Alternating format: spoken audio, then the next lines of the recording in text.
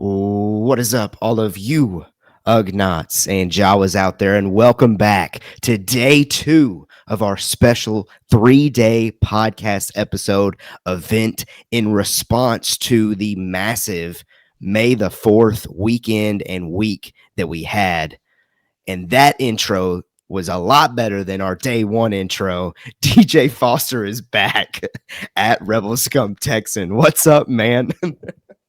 Just thinking about the things that happened over the weekend of May the 4th and remembering that like 6.5 hours of brand new Star Wars music dropped everywhere. Dude, yes, great call. Great call. I mean, it's about time.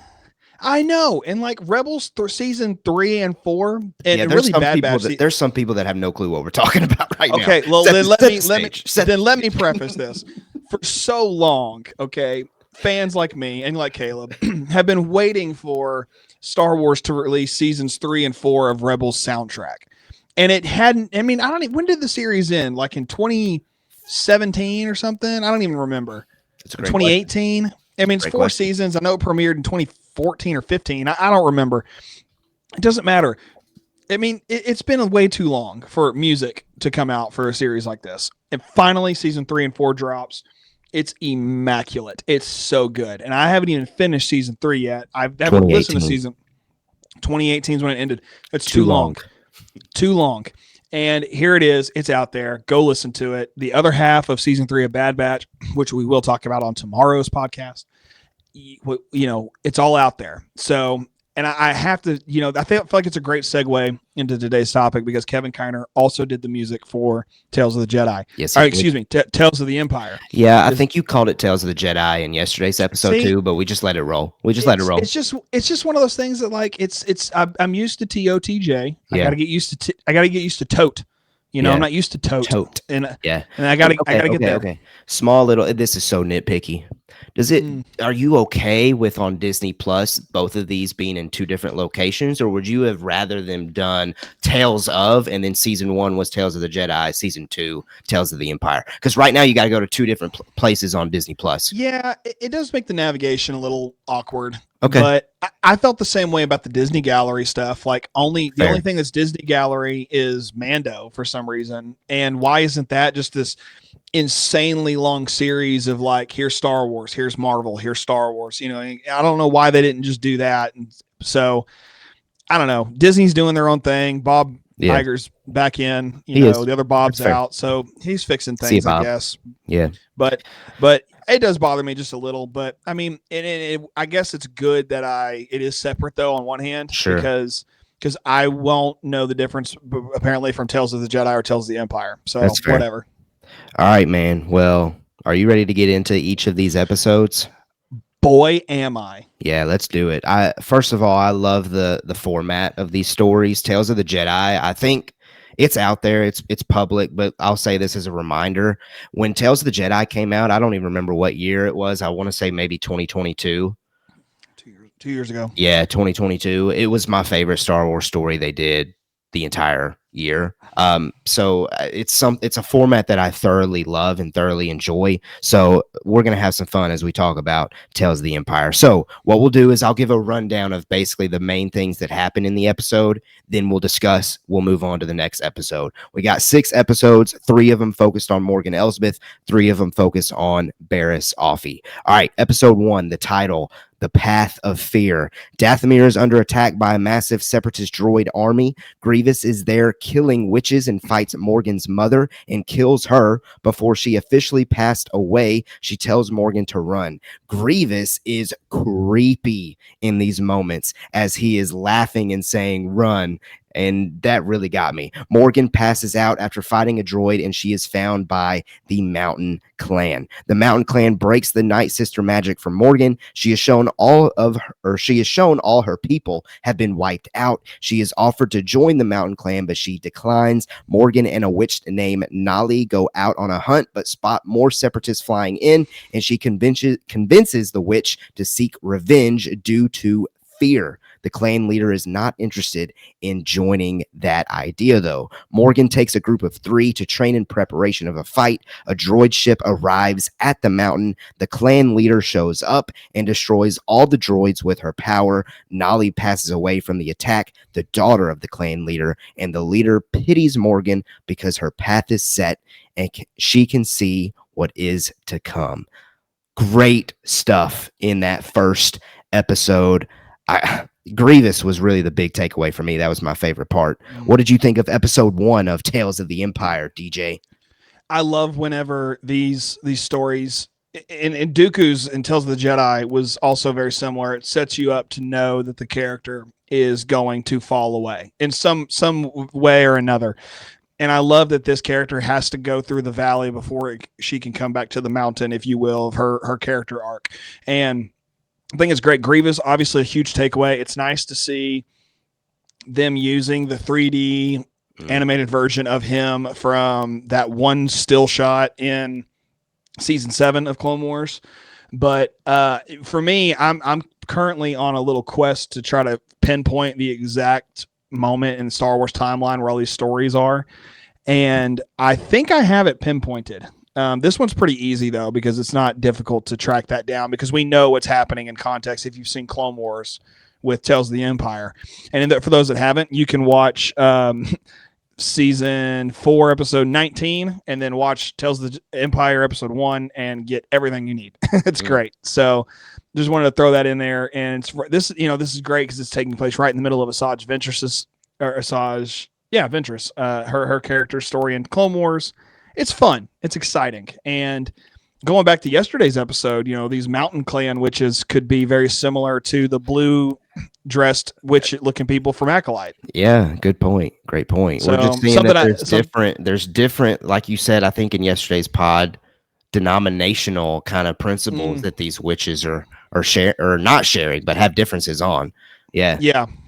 Because it's clear that the Night Sisters that we know from Clone Wars are like war, battle, and these mountain clans are like, let's just hang out and have a good time. Until they really need it, because that mother, the main one, when she used her power, yeah, she took care of business. It's a little bit of light and dark. It's a little Sith, little Jedi, but they're all witches. It's great. Yeah. Well, thoughts on Grievous? Looks sick. I wish Grievous looks like this all the time. I know, right? I think that was again another trailer that came out maybe last week that I reacted to on the YouTube channel. Grievous has never looked better. No, he's never looked as good as he does here. I mean, other than specifically in animation. In animation, he's never looked so good. Like if you look at him in Revenge of the Sith, he looks incredible. But got to remember that's 2005 digital animation. It's amazing to see what we've done with like this Clone Wars look for so long now. And Tales of the Empire and Tales of the Jedi almost have their own look to it. It's great. Yeah. So Grievous definitely owning this. It's like don't call it a comeback. That's what this is. That's he's in his peak Grievous era for all the Swifties. Yeah. Well, I didn't have a Taylor Swift reference on my bingo card for this one. No, I didn't either, but here we are. All right, let's get into episode 2, The Path of Anger. Now, we got to point this out, though. The titles of each of these episodes for Morgan Elsbeth, The Path of Fear. The second one, The Path of Anger. The third one, The Path of Hate. That definitely sounds familiar, right, DJ?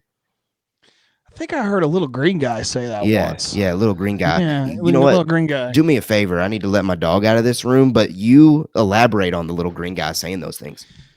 It's great to think about this in context of not being a Jedi, because let's just hang out. It's just me and it's just you and DJ for a couple seconds.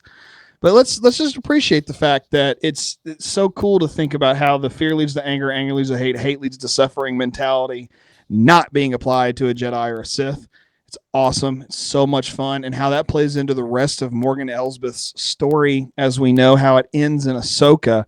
It's crazy because she has to suffer, She has to go through all of these different emotions and these different eras of her own life. And you arrive at this incredibly interesting story that ultimately ends, spoilers for Ahsoka, in her death. And I haven't seen Ahsoka, man. What the heck? Oh, well, Your loss. Just kidding. Of course, Mando Talk covered. You can check out Mando Talk's Ahsoka reviews here on the YouTube channel or on podcast platforms. I was there for one. Yeah, you were. Yeah, you were. It was great. It was a fun time. Sorry for that. I had to tend to, because so I have, dog Obi, Star Wars. We're keeping it Star Wars. Mom showed up and he was gonna lose it if I didn't let him out of the studio. Can I call this studio? Probably not. Anyway. Might as well. You have your Dune popcorn bucket in the back, you weirdo. Call it a studio. Dude. You need to change your mic. Your microphone needs to come out of the Dune popcorn bucket. That's what you need to do. That's a little too far for me. Too far for me. Having the bucket is one thing, and allowing it to stay put and never move is fine. Using it, you lost me, my friend. Speaking of popcorn buckets, I was bummed that my theater I went to did not have the Phantom Menace 25th anniversary bucket and cup, because I was about to drop so many dollars on that. That's fair. Or the R2D2. Did you see the R2D2 thing they had? And I have that from The Force Awakens. Like that they reused that, I think. Well, I need one. If I need to, I need to go find it like on eBay or something, because I would use that day. I think I would have to just wash it constantly because I would use it so much. I think so. All right, man. Well, that went off the rails there, but let's continue on. It happens. It's okay. As a storm is brewing behind me, like a storm at Dathomir happened in episode 1 of Tales of the Empire, right? Because it basically got kind of destroyed. I mean, if you call a bunch of droids tearing up your home a storm, then yes.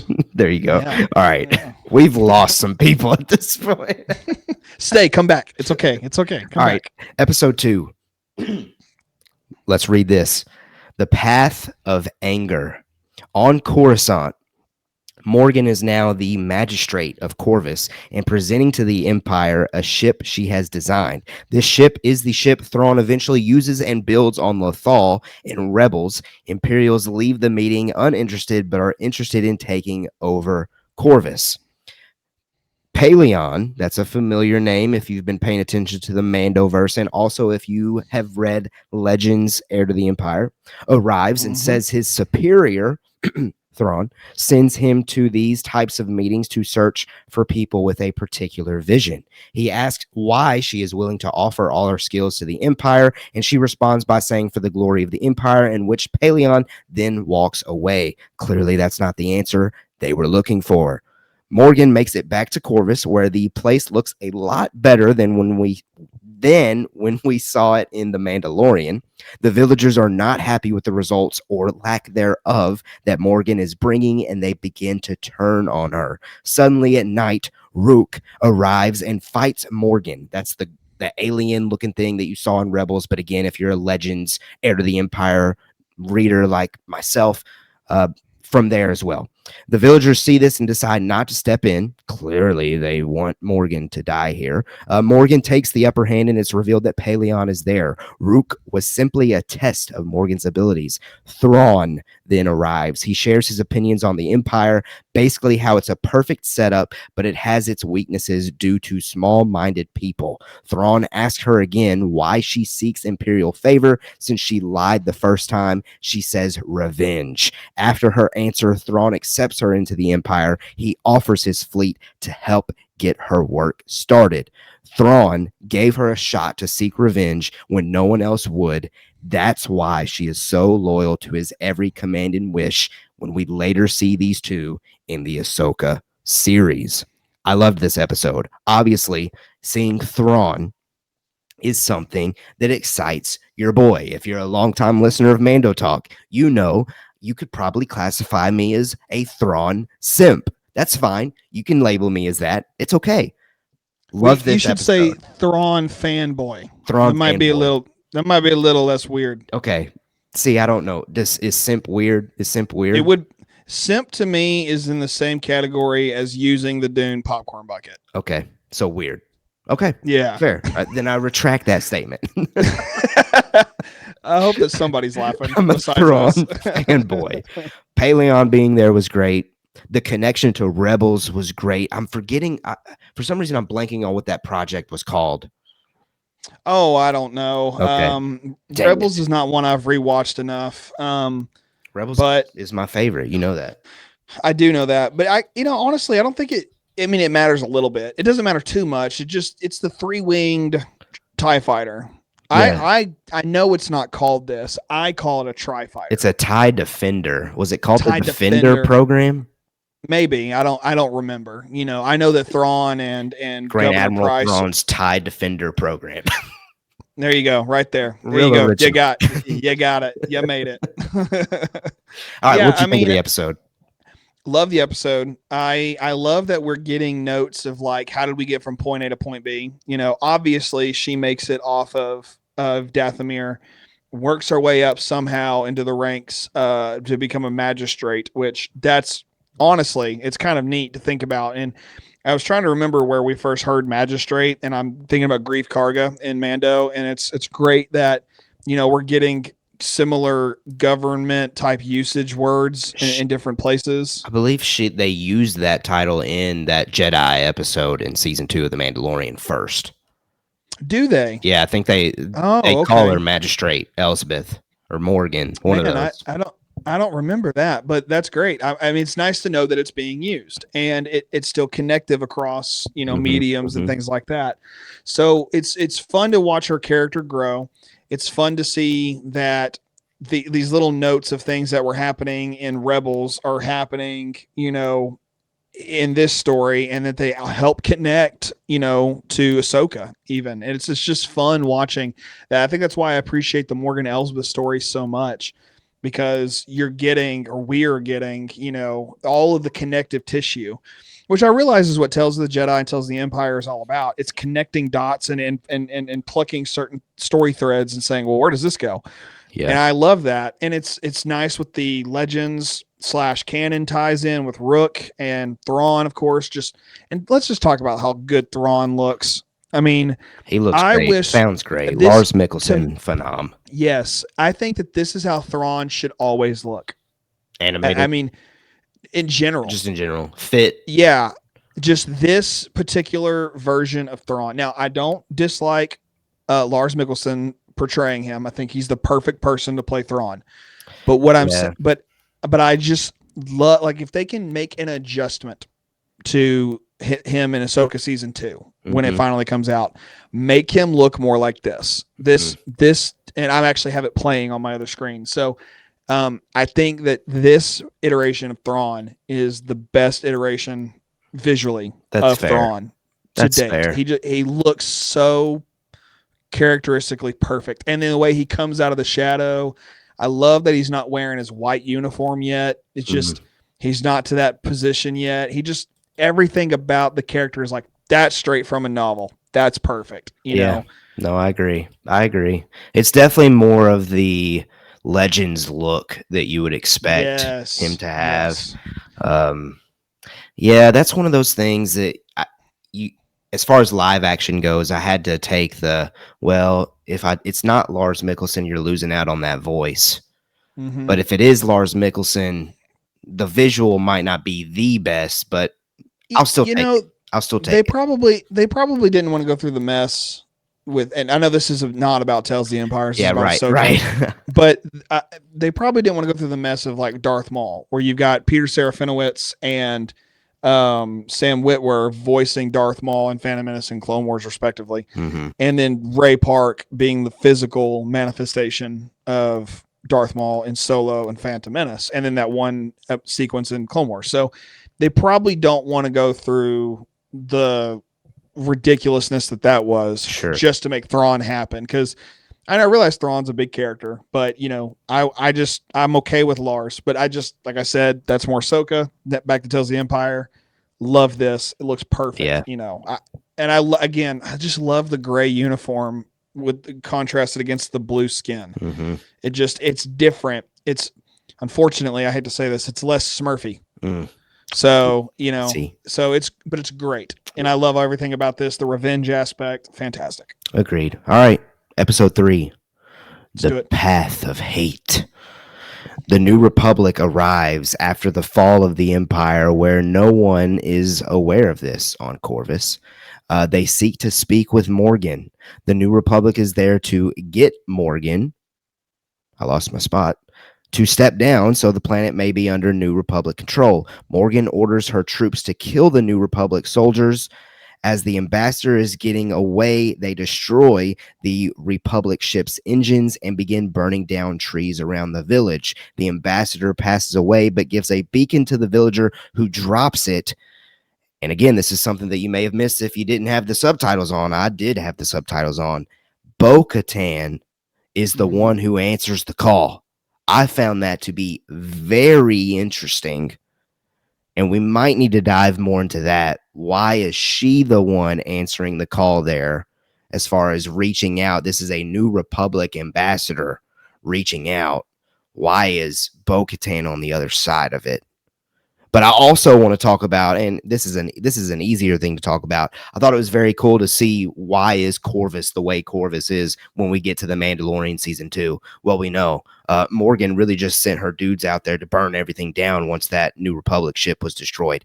Not really out of necessity, but out of, I'm Morgan Elsbeth, I'm your magistrate, and you're going to listen to me, and I'm going to elicit fear in you. Boom. There you go. Yeah, no, Drop the mic.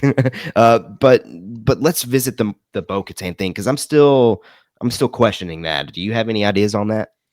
No, I don't have any. I'm not questioning it. Okay. I mentioned earlier, either in yesterday's podcast or today's, I can't remember, but no, it was today's. I'm trying to make out a perfect timeline of events, because a lot of intersecting stories, especially with Morgan Elsbeth's story, because it takes place Clone Wars era, and then you get into original trilogy era, and now we're post original trilogy Mandoverse era.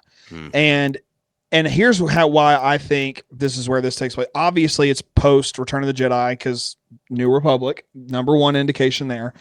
I am placing this particular episode right after Mandalorian season 1, before Mandalorian season 2, because we see the burning down of the forest around that particular village on Corvus. Yeah, don't we still see like smoke lingering in season 2 of The Mandalorian as well? Yep, it's all, well, it's fog. I think it's just fog, but there are trees burnt down everywhere around them. Yeah, and so Mando, of course, is. And also, let's just appreciate the fact that this is like a Mandalorian connection. I mean, it is Mando Talk. We have to throw 100%. That in there.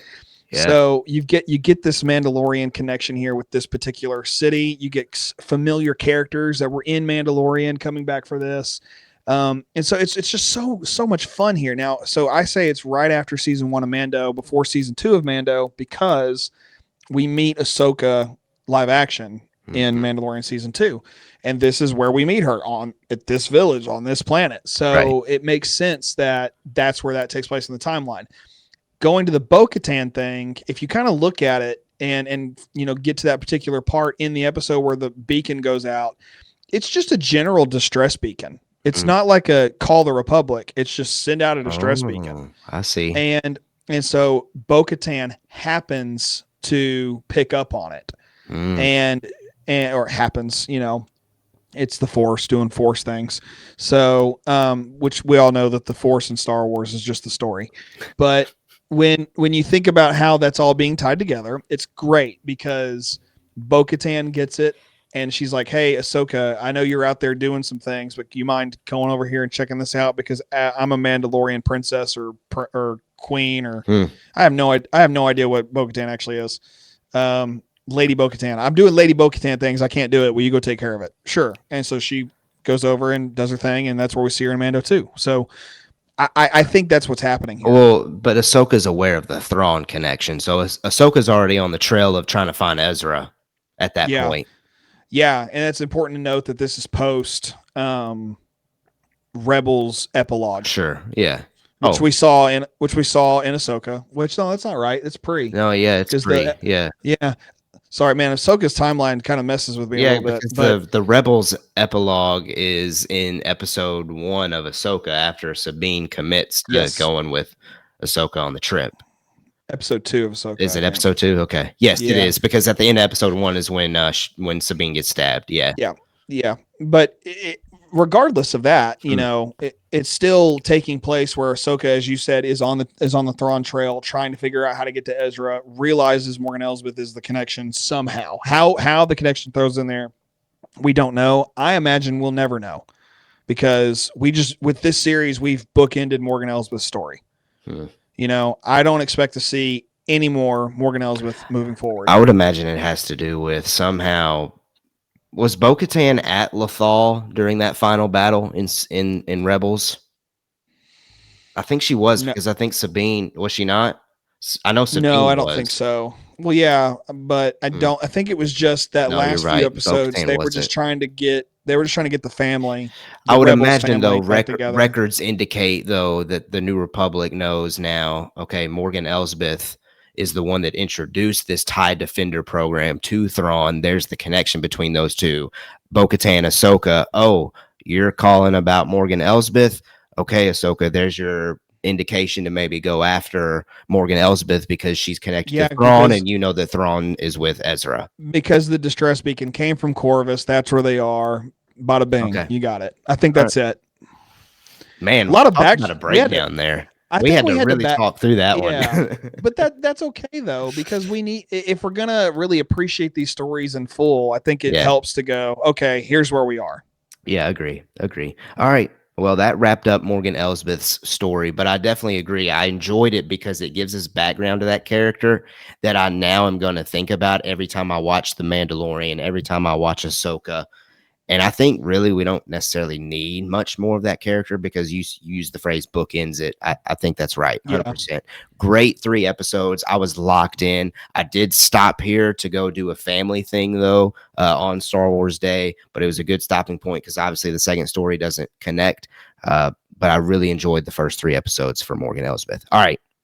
Episode 4, titled Devoted, starting the Barris Offee segment of this series. Barris Offee wakes up from a nightmare in a cell on Coruscant as she looks as out. one does. Yes, absolutely. As she looks out into the distance and sees the Jedi Temple on fire, meaning Order 66 is happening. And clones tell her to consider herself lucky that she's not a Jedi anymore. An Inquisitor named Lynn that Barris recognizes arrives at the cell. She shares that Jedi tried to assassinate Chancellor Palpatine, so Barris was right. Lynn is there to offer Barris an opportunity of becoming an Inquisitor, it seems. She takes it as Lynn removes the handcuffs around her wrist. Barris is brought to the Inquisitorius that we see in Obi-Wan Kenobi series, only here it is still under construction. The Grand Inquisitor is there to offer them a challenge to pass in order to join their ranks in the Galactic Empire. One of the former Jedi is hesitant and leaves Barris and Dante behind. The third friend is, and I put this in stars or asterisks, shockingly killed, meaning it wasn't shockingly at all. The third Jedi that tried to leave, yeah, they're going to kill you, dude. The Grand Inquisitor takes Barris for training in hopes of ridding the Jedi in her. She begins attacking Grand Inquisitor with a green lightsaber while he is armless. Just when Grandy is giving Barris a hard time and a bloody nose, she retaliates with a villainous force push that makes old Grandy proud. The Grand Inquisitor tells Barris and Dante that they've both impressed them, but there's only room for one, so they must fight each other to the death. As Dante seems to be getting the upper hand, suddenly Barris begins force choking him to his death. She is given a helmet and welcomed as a sister. Barris is joined by Merrick, the Inquisitor killed by Ahsoka in Tales of the Jedi, and Lynn in front of the Grand Inquisitor as they welcome their new master, Darth Vader. And that is episode 4 of Tales of the Empire. A lot of stuff. There's a lot in this one, a lot in these Barris Offee episodes in particular. The fact that they opened up during Order 66, fascinating, because that immediately makes the Clone Wars fans thrilled that we're directly getting a continuation of that story. This Lynn character, the fact that that's the Inquisitor that we saw in the background of the Obi-Wan Kenobi series, fascinating. Another thing that makes you go crazy, as far as if you're a canon junkie like us, you love seeing those connections. Grand Inquisitor being there at the Fortress Inquisitorius or whatever it's called. That's fascinating. Darth Vader, of course. What an ending. But boy, am I frustrated that that's all we got, because they already showed that to us in the freaking trailers. Anyway, what do you think of episode 4? I'll address Vader first. It seems to be the quickest. He looked to me like the old Power of the Force action figure from like the late 90s. So I thought that he looked like Buff Vader, which I thought was fun. But I was okay with a little bit of Vader. I feel like a little bit of Vader always goes a long way. Sure. It's nice to know that Anakin gets to look through the lenses of the mask and go, "Oh, you again." Like it's just, that's how I'm envisioning it. Yeah, so I was hoping for some form of confrontation there. You know, when I first saw the Tales of the Empire trailer, I thought, "Oh, Vader's definitely going to kill Barasafi." Yeah, but like they would at least fight. Yeah, but I'm okay that they don't, because it's still nice to be like, you know what? Well, it's kind of like Anakin goes, "I got you now." Like, I get it. Like, it's kind of how it feels. We also need to remember, though, too, in the Obi-Wan Kenobi series established this, that Vader's not letting anybody know that he's Anakin Skywalker. That's true. That would break canon. Apparently, the only person that knows that is Reva, but that's a conversation for another day. Well, Thrawn does. Or no, not Thrawn. Tarkin. Tarkin's able to deduce that in the Tarkin novel. So Tarkin's like, I think that's Anakin, but he never really finds out. I think we'll talk about my opinions on these novels when we do our Bad Batch season 3 reviewed tomorrow. Ooh, exciting. I'm excited to hear what you have to say on that. Okay. Well, when it comes to Barriss, you know, I love that we pick up where we left off in Clone Wars with her. I like that her prison uniform is the same prison uniform that Luminara is wearing in Rebels in those first few episodes. Big facts. So that was really cool connection there. In fact, when I first saw it, I was like, "Is that Luminara?" And then I had to remember the tattoo situation, how it's a little bit different. It's great. I mean, this whole episode is fantastic because it's just building off of this one fairly minor character that was introduced to us in Attack of the Clones. And then, you know, we get bits of her throughout Clone Wars. And then, you know, she's been in prison for a little bit. And it's like, what's she been doing all this time? She's just been in prison. And then I love that the clones say, "You're lucky you're not a Jedi anymore." Like, I love that about this. So yeah, that was interesting. And then fast forwarding to the little duel of the fates, if you will, between Luminara and the other Jedi potential Inquisitor person. They're like, I mean, it's me or you. It's funny because no matter if you're a Sith, no matter what happens here, or an Inquisitor, it's a win-win. It's like, well, we get a new Inquisitor if one wins, but if they both die, there's 2 less Jedi. You know, like It's just funny to think that that's the mindset going in to this weird trial, if you will. And it's different. It's a nice way to see how maybe in an old Republic setting, how the Sith would have handled things, because there were a lot of Sith at one point in time, and then you get down to the rule of 2. You know, the Inquisitor thing, I guess if you're hardcore old school canon, Legends canon, or whatever you want to call it, it breaks canon a little bit to bring a bunch of Sith together, but they're not really Sith. They just happen to be Force users with different names. So, and the other thing I'll mention is in the background, whenever we see landscape shots of Fortress Inquisitorius being built, you can always see the Mustafar planet in the background. Yeah, that was cool. So that's always a nice touch to be like, oh yeah, he's right there. Right there. He's literally watching people. And the last thing I'll say on this is I think I know where this takes place in the timeline, because I'm a timeline junkie on this stuff. I know. I just love it. It's just fun. But with this particular episode, Tales of the Empire 4, I think it's right after the Bad Batch ends, the first season. And then you get season 2 and 3. And then you get Tales of the Jedi episode 6. I think that's the timeline. Now, am I 100% on that? Absolutely not. But I think that's where it happens. And I think it's fun to consider where all these events are taking place. And the big thing for me, the reason I put it there is the dark clone armor that we saw with like Crosshair's forces he had in Bad Batch season 1. Yeah. So it's really fun. It's just fun to think about where this all may Oh, happen. for sure. No, I agree. Well, a great kickstart to Barris Offee's story. Let's continue on with her story with episode 5, Realization. Barris and Lynn are in pursuit of a Jedi who is known to be working with a rebel cell. I can't lie, when I first heard that, I thought, are they about to connect this to Rebels somehow? That's the Rebels fanboy in me, but they didn't. That's okay. I thought the same thing. Probably better and safer that they didn't try to connect that. Barris is beginning to see the flaws in the Empire as people are struggling on this planet. They arrive at due to Imperial forces. Barris and Lynn begin talking to villagers, seeking to find out where the Jedi is. Barris convinces a kid to share that there are Jedi hiding in the mountains with her gentle approach. Lynn, however, begins killing all the villagers since they had lied to her. The kid rushes to Barris's side. As they are on their way to the mountain, Barris and Lynn begin discussing their differences on the handling of that situation. Barris gets delayed in making it to the top of the mountain due to rockfall, and when she gets to the top, Lynn has already engaged with the Jedi. The Jedi gets the best of Lynn, but before the Jedi can strike, Barris engages and pleads for him to surrender. Barris convinces the Jedi to come with them, but Lynn kills him. They have the opportunity to save the Jedi, but Lynn says to leave them there. After sharing their differences again, Barris pushes Lynn off the mountain and throws her helmet down as well to symbolize her being done with the Inquisitor commitment. She goes back to save the Jedi that's laying there and potentially going to die. Well, there you go. Barris is brought back to the light after seeing the differences that she has with these inquisitorious beliefs. Solid episode. Probably of the 6, maybe my least favorite, but it was still really good. It was very important to see the transitional that we needed to see with Barris Offee. What did you think, DJ?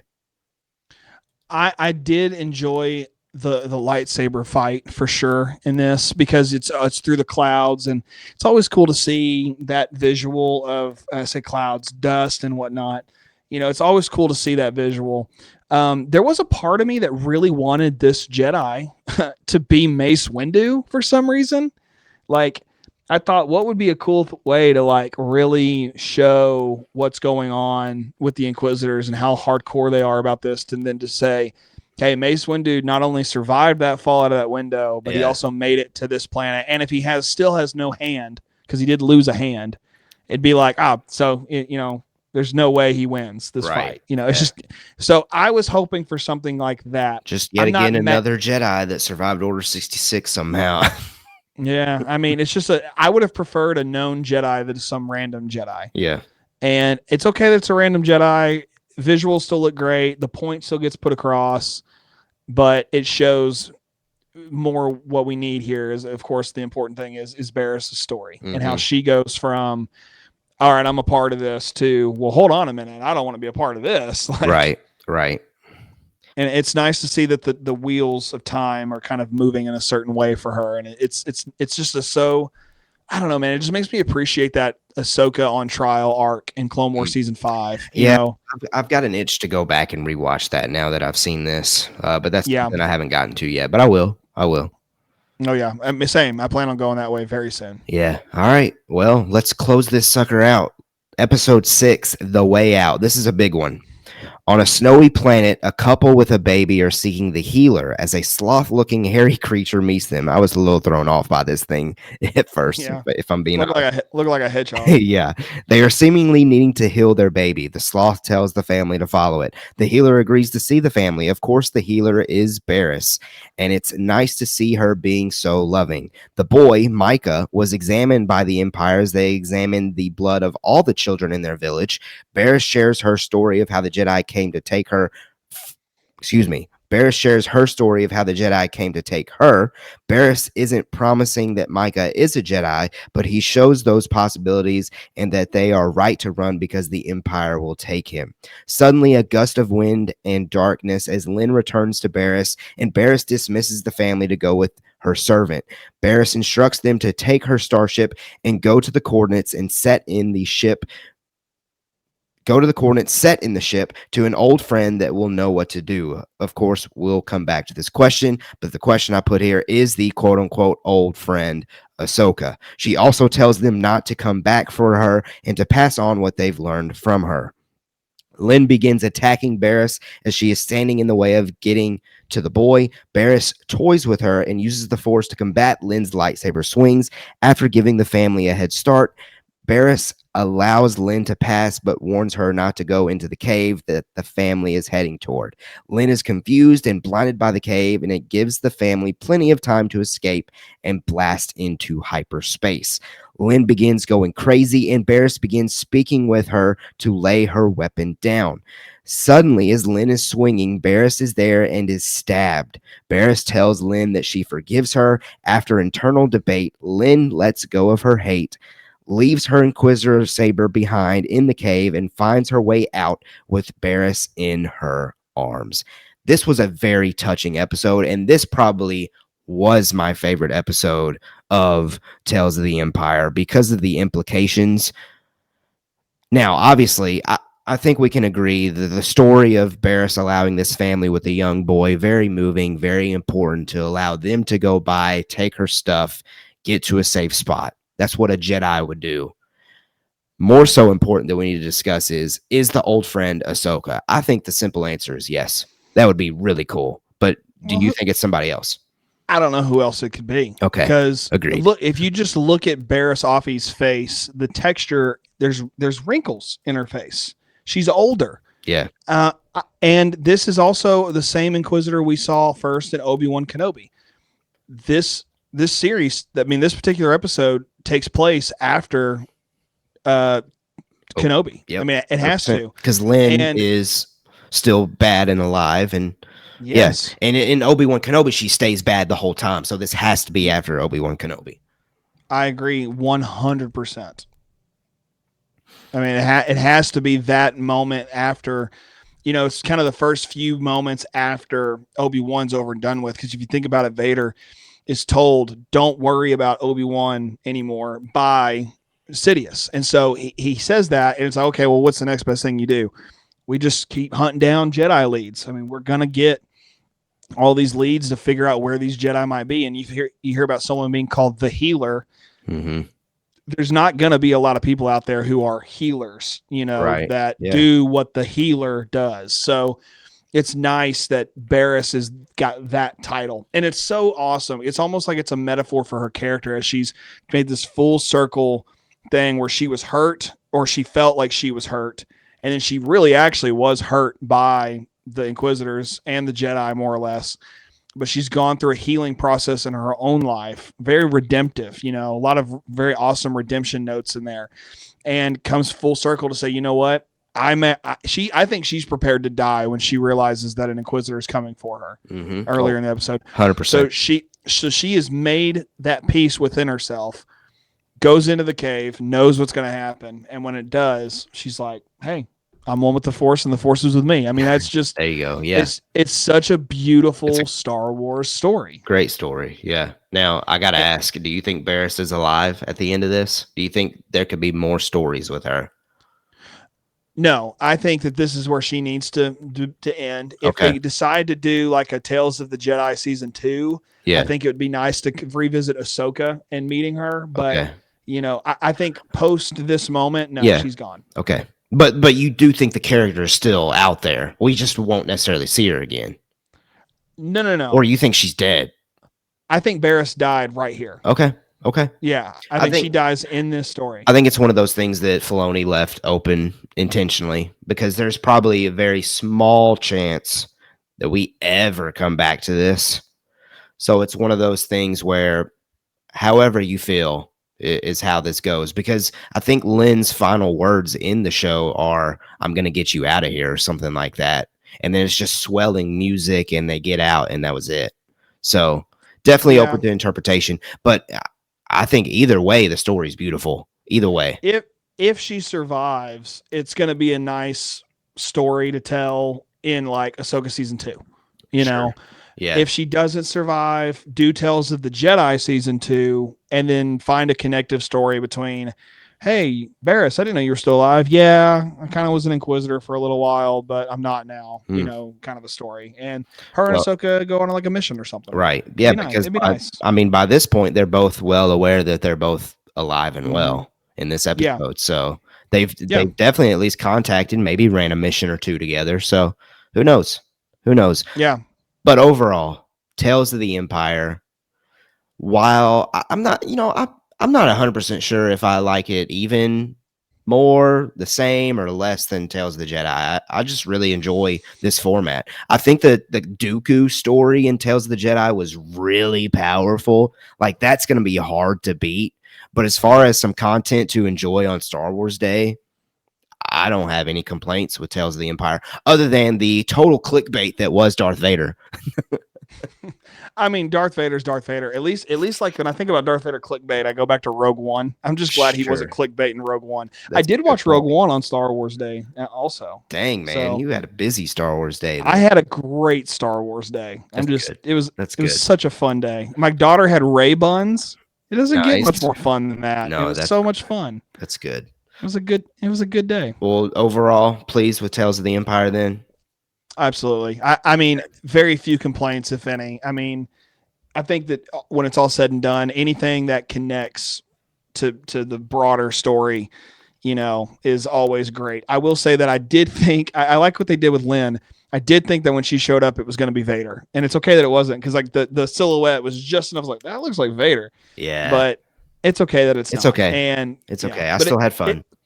yeah, always having fun with Star Wars. Yeah. Well, I hope you had fun listening to our second podcast for this 3-day event, man. We're cranking them out, baby. We got one more to go. For real. Tomorrow we'll be dropping our Bad Batch season 3 reviewed. Of course, we've been sitting on that one for a minute because I think that wrapped like over a week ago at this point. So we'll have plenty to discuss there. Let us know, what did you think of Tales of the Empire? If you're on YouTube, drop down in the comments and share your review there, and we'll definitely chat it up with you there. If you're in podcast platforms, hit us up on Twitter at Mando Talk or hit DJ up at Rebel Scum Texan. And we would love to have a conversation about Tales of the Empire with you. But overall, we both loved it. So there's our review. There's our breakdown. And we hope that we see you tomorrow. DJ, final words for the people today. No, nothing special. Just thanks for listening. Appreciate it. I also did not say this yesterday, but I have another podcast I do now called Cinematic Theology. We talk about the Bible and we talk about movies. So come check it out. Boom. There you go. All right. We'll see you tomorrow. Let's batch it up tomorrow, folks. We're going to have a good time. And until then, as always, we have spoken.